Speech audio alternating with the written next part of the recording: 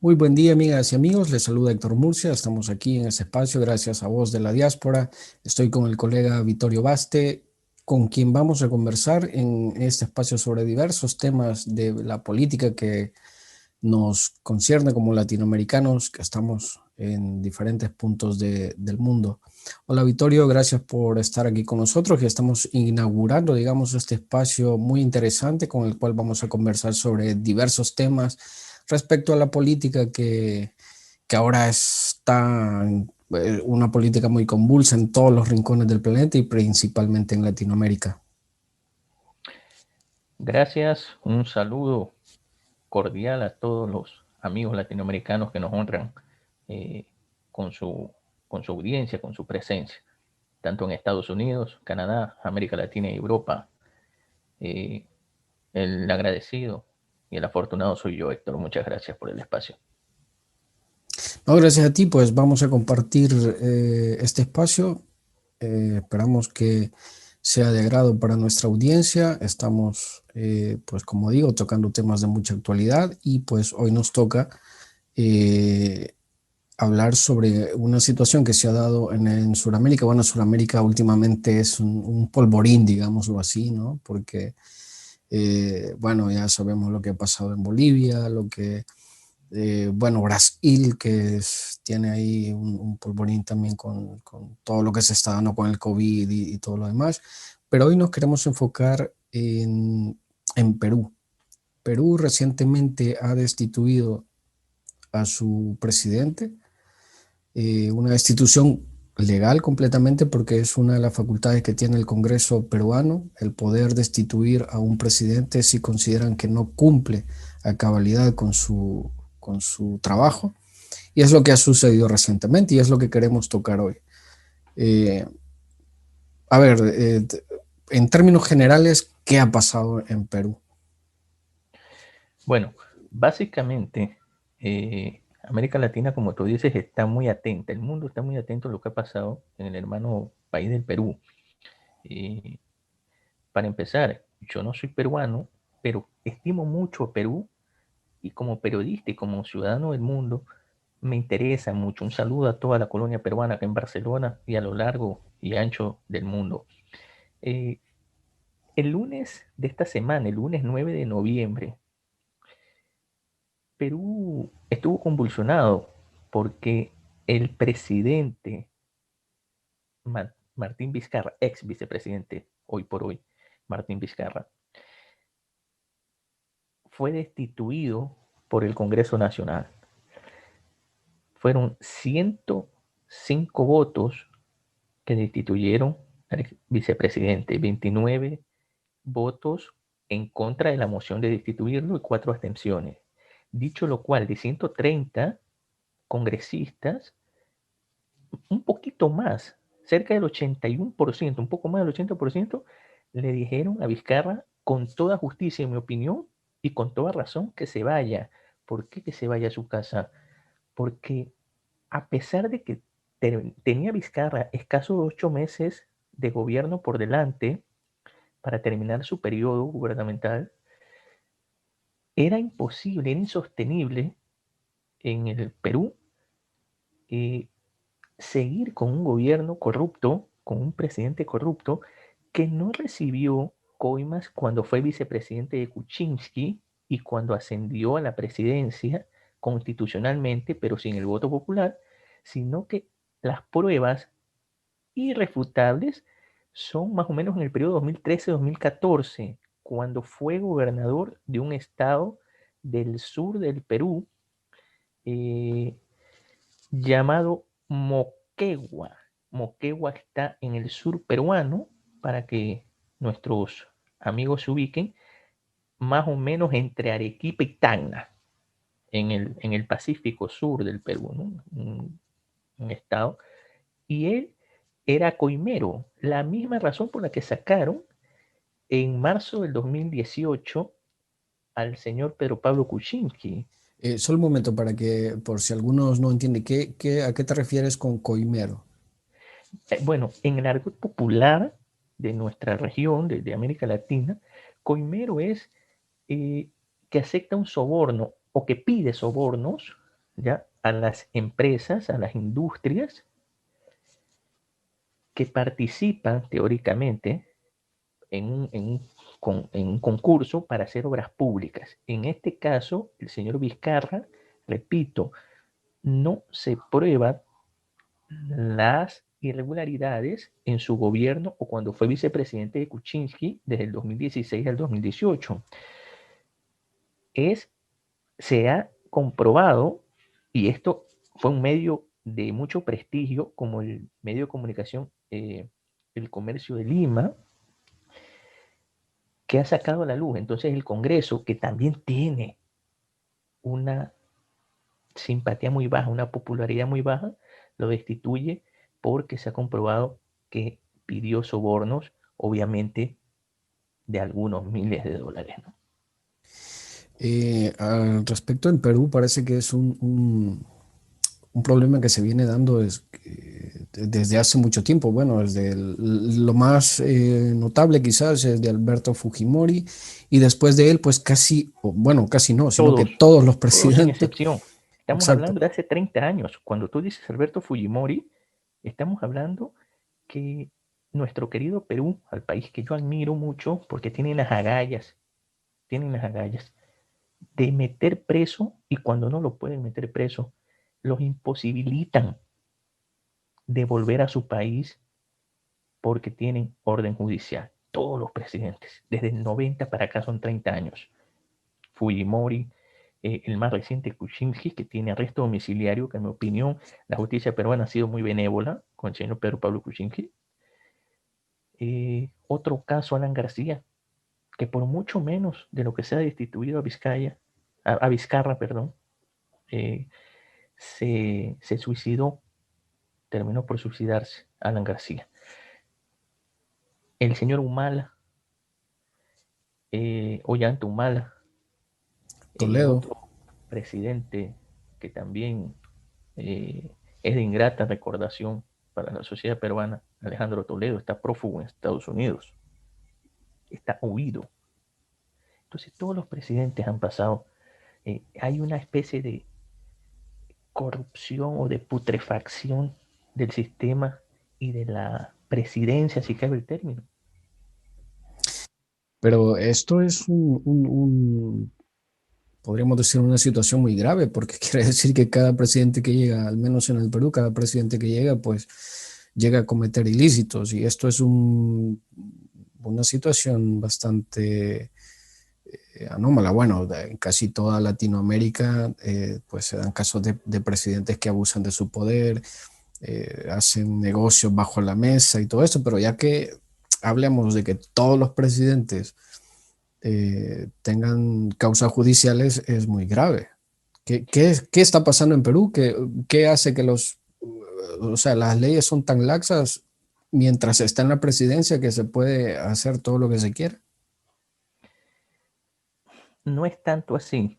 Eh, Perú es un país donde la mayoría de los peruanos, la inmensa mayoría, son gente noble, como la mayoría de nosotros los latinoamericanos. Es un país muy abierto al mundo comercialmente, un país de referencia comercial, de referencia cultural, de referencia gastronómica, deportiva. Lima es una de las mejores capitales de América Latina.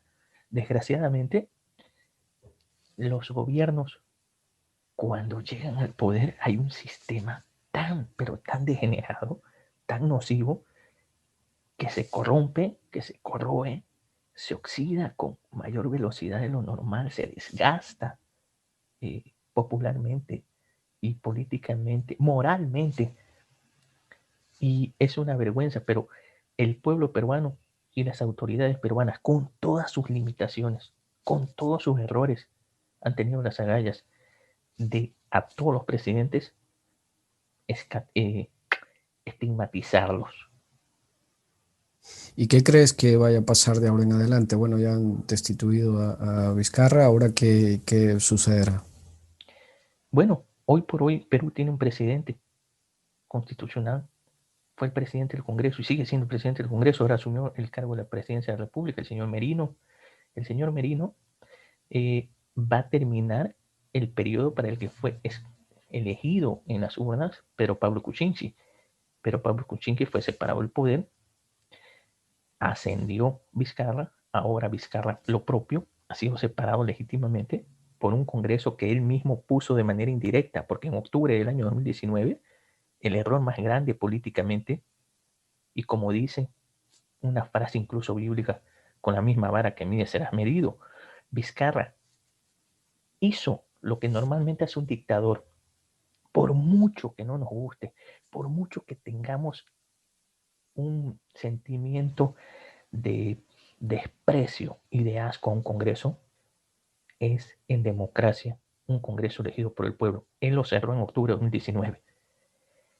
En enero, él indirectamente, por unas elecciones donde la sociedad peruana, con su voto libre, democrático y universal, eligió el Congreso. Ese Congreso es el mismo que lo ha puesto a Vizcarra fuera de la presidencia.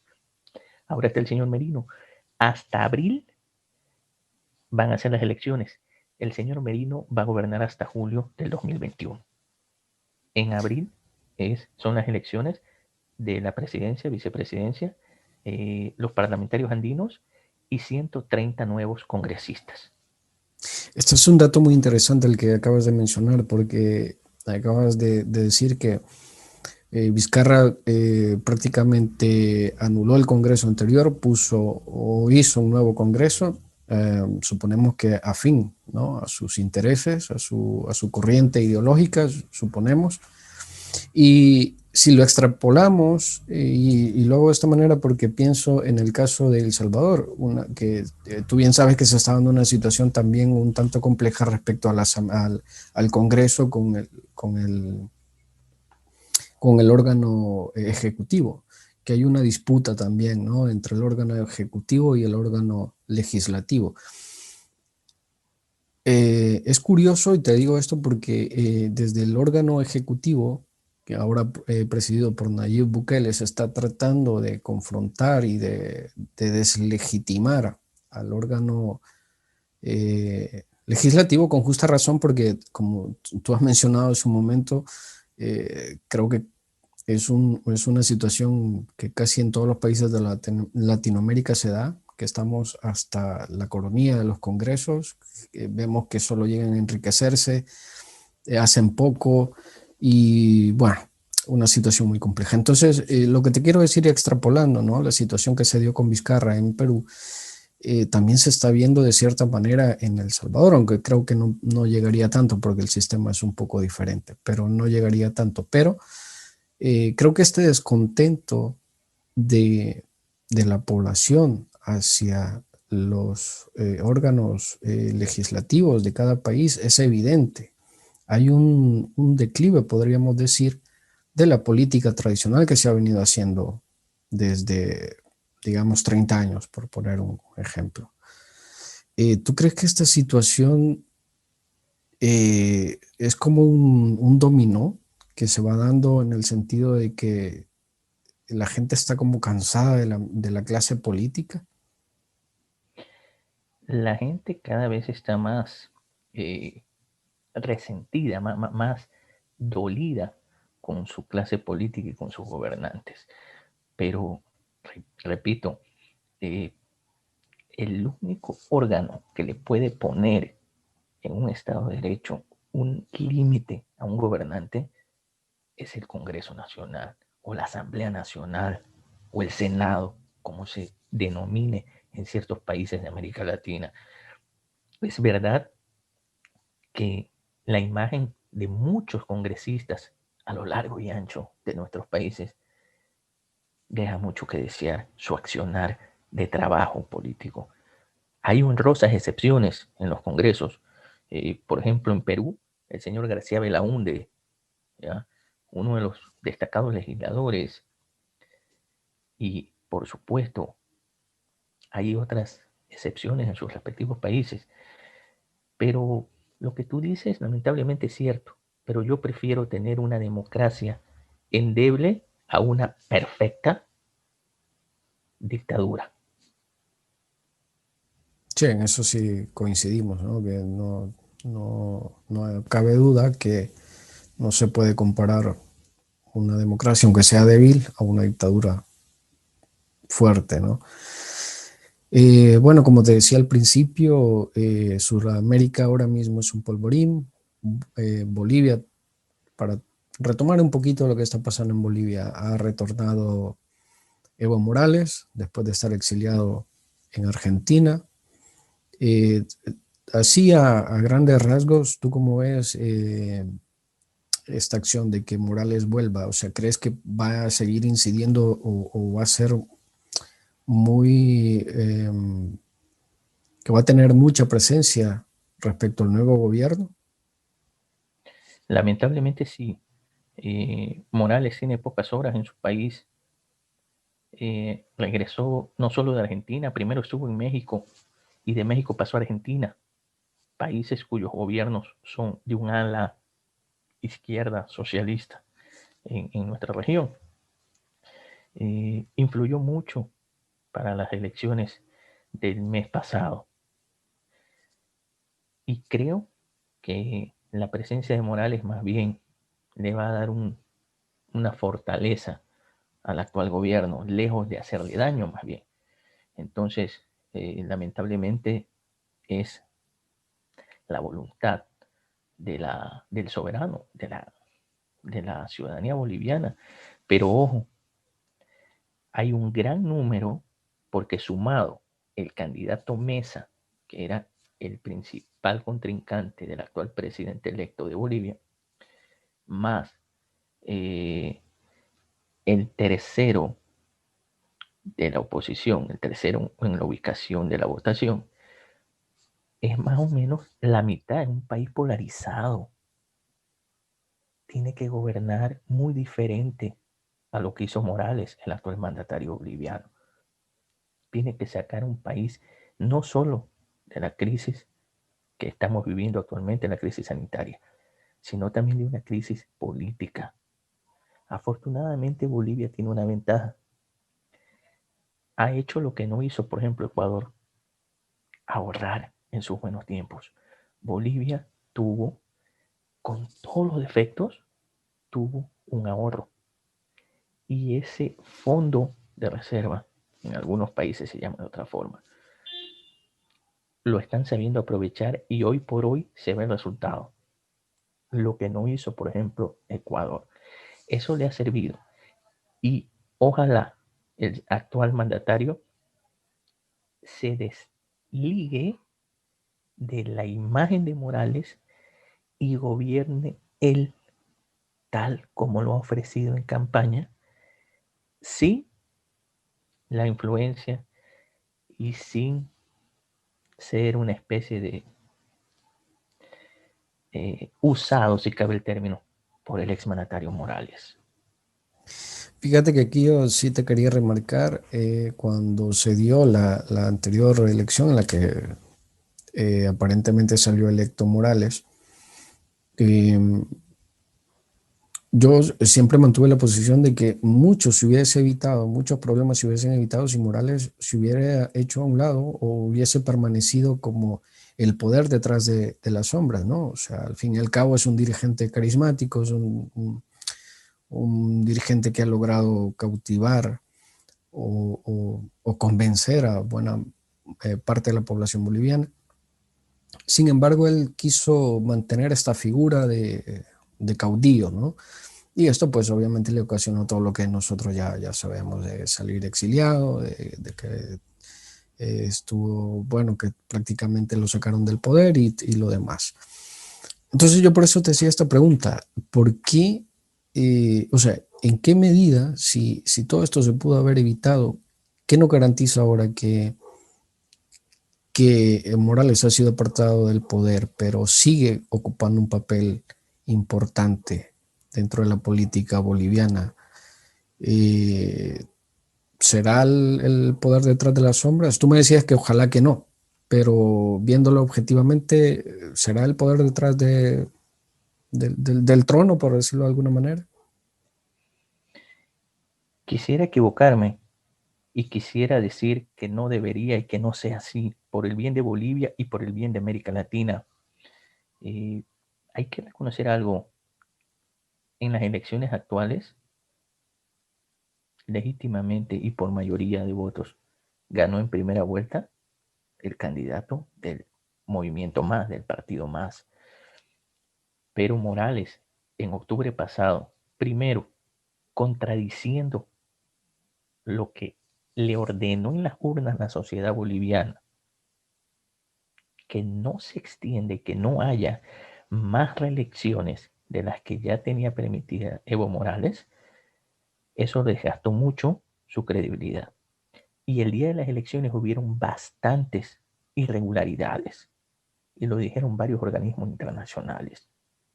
No lo dice una persona y menos lo digo yo. Eso hizo que convulsione, eso hizo que explote, por así decirlo, algo que es insostenible. Los resultados están a la vista. Una presidencia de una dama con más pena que gloria, una transición un poco irregular, se sumó la crisis sanitaria a nivel internacional y ahora yo le deseo el mayor de los éxitos al nuevo gobernante boliviano y que Dios ilumine al pueblo y a ese país tan hermoso y bello que tenemos en Sudamérica como es Bolivia. Pero yo creo que nos deja una lección esto, nos deja una lección para las próximas elecciones en varios países de América Latina. En el 2021, las que están a la vuelta de la esquina son Ecuador y Perú. En febrero, Ecuador. En abril, Perú. Si hay segunda vuelta en Ecuador, será en abril. Y unas semanas después, si no me equivoco, creo que será en el mes de mayo, la elección de la segunda vuelta en Perú, si es que hubiera la segunda vuelta. De acuerdo. Bueno, lamentablemente pues no tenemos más tiempo, pero eh, yo sí quisiera recalcar el hecho de, como tú dices, tomar lecciones, ¿no? Y ver como ciudadanos, ver y tomar las mejores decisiones que se puedan, en el sentido de no permitir que los gobernantes, bueno, bien por Perú, ¿no? Que cada que un presidente se quiere salir del rumbo, pues tiene los mecanismos que, de los que hacen uso para impedir que estas situaciones se den. Ojalá que los demás países latinoamericanos también, o como ciudadanos de otros países de Latinoamérica, también tengamos esta visión, ¿no? De controlar, de ser contralores del poder. Vittorio, yo pues no tengo nada más que agradecerte. Empezamos este espacio, lo iremos haciendo cada semana, invitar a las personas que quieran acompañarnos. La próxima semana queremos hablar sobre el tema de Estados Unidos, qué pasará ahora que Biden ha sido electo y pues que sigamos en este espacio.